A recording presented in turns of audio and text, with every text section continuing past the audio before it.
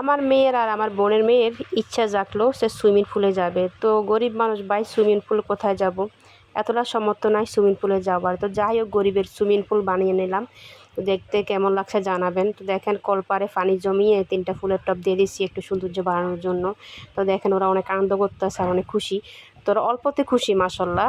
যাই হোক, আমাদের মেয়েদের আল্লাহ জ্ঞান দান করে। এবং তো দেখেন, মাঝখানে আমার ভাইও এসে বসে পড়ছে যে আমিও গোসল করবো তোমাদের সাথে। দেখেন, ও ছোটো হয়ে গেছে, সবার সাথে ছোটো হয়ে গেছে গা।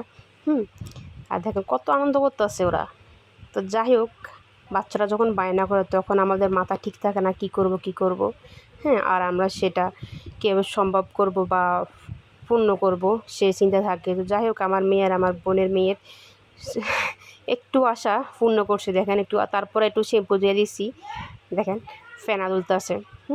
তাতে আরও খুশি। দেখেন কি খুশি। এই খুশিটা দেখার জন্য না আমরা অপেক্ষা করি দিন দিন, যে আমাদের বাচ্চারা, ছেলেমেয়েরা কী করলে খুশি হবে, তাদের মুখ কীভাবে হাসি ফোটায়। তো একটু একটু চেষ্টা করি ওদের মন রাখার জন্য। তাই হোক, গরিবের সুইমিং পুল কেমন হলো জানাবেন।